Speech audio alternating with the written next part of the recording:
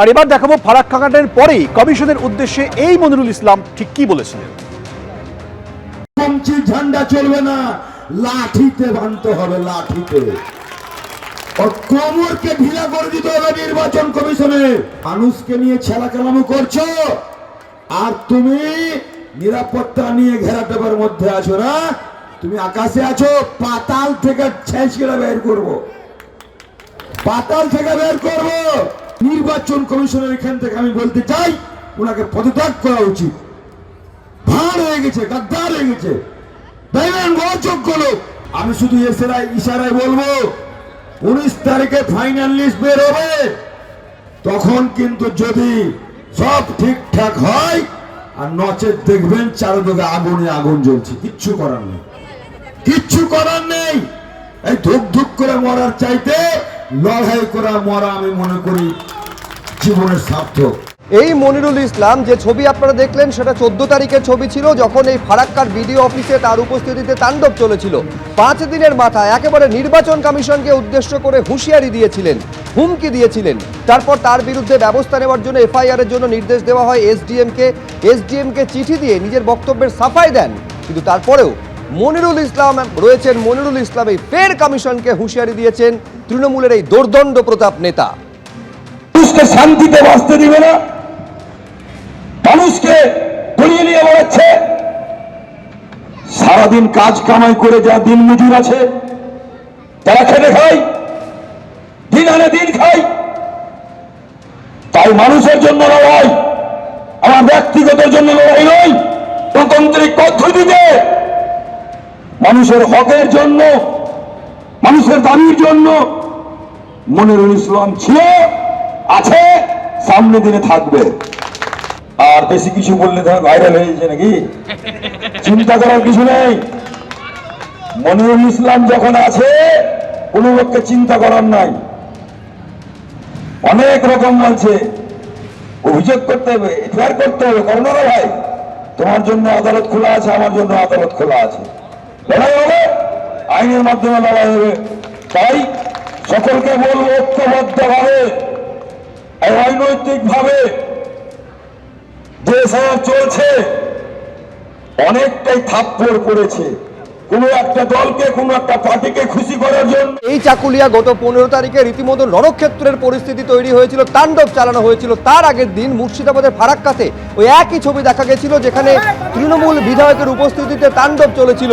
তার 5 দিনের মাথায় একেবারে কমিশনকে উদ্দেশ্য করে হুঁশিয়ারি দিয়েছিলেন মনিরুল ইসলাম, এবং তারপর তার বিরুদ্ধে এফআইআর করার নির্দেশ দেওয়া হয়েছিল, ডেডলাইন বেঁধে দিয়েছিল নির্বাচন কমিশন।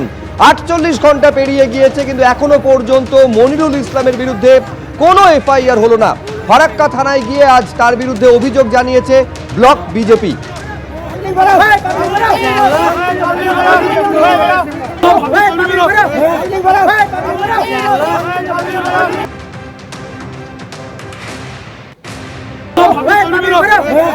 এদিকে ফের চাকুলিয়া বিডিও অফিসে এসআইআর শুনানিতে বিশৃঙ্খলা। এসআইআর শুনানি চলাকালীন লাইনে বিশৃঙ্খলা দেখা দেয়।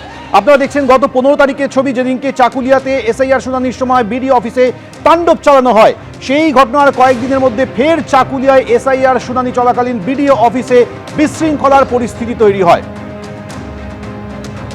সুদীপ চক্রবর্তী আমাদের সঙ্গে এই মুহূর্তে টেলিফোনে রয়েছে। সুদীপ, কিছুদিনের মধ্যে ফের বিশৃঙ্খলা দেখা দিয়েছে চাকুলিয়ায় এসআইআর শুনানি চলাকালীন। আজকে কেন এই পরিস্থিতি তৈরি হলো? দেখো, তোমাকে বলি শুভ্রজিৎ, যে আজকেও কিন্তু সকাল থেকে এসআইআর এর লাইন দাঁড়ানো নিয়ে কিন্তু এখানে দীর্ঘক্ষণ ধরে বেশ কিছু মানুষ দাঁড়িয়েছিলেন। পাশাপাশি এই লাইন দাঁড়ানোর পরেই কিন্তু পেছনের যারা দাঁড়িয়েছিলেন তারা এগিয়ে যেতে চেষ্টা করে।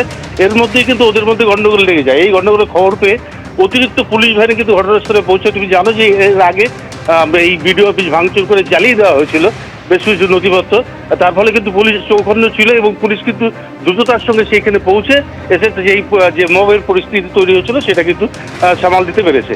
সুব্রজিৎ, সুদীপ, তুমি আমাদের সঙ্গে থাকো। ফের চাকুলিয়া বিডিও অফিসে এসআইআর শুনানি চলাকালীন বিশৃঙ্খল পরিস্থিতি তৈরি হয়। এরপর পুলিশ এসে পরিস্থিতি নিয়ন্ত্রণে আনে। মাত্র কিছুদিন আগে গত 15 জানুয়ারি চাকুলিয়া বিডিও অফিসে তাণ্ডব চলে, কার্যত ধ্বংসস্তূপে পরিণত হয় গোটা চাকুলিয়া বিডিও অফিস। সেই ঘটনার রেশ কাটতে না কাটতে ফের বিশৃঙ্খলা চাকুলিয়া বিডিও অফিসে। এরপর পুলিশ এসে পরিস্থিতি সামাল দেয়। দুটি ছবি দেখছেন, একটি আজকের ছবি আর একটি 15 তারিখের ছবি, যেদিন তাণ্ডব চলেছিল চাকুলিয়া বিডিও অফিসে।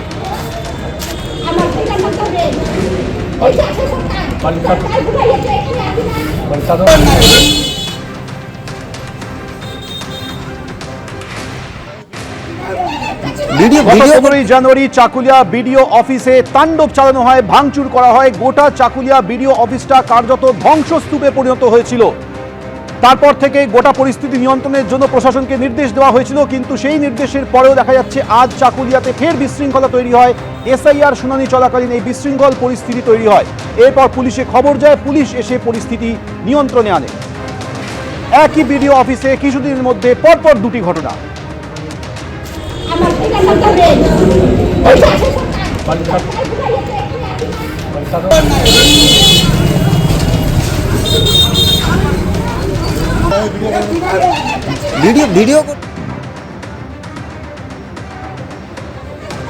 এবিপি আনন্দ, এগিয়ে থাকে, এগিয়ে রাখে।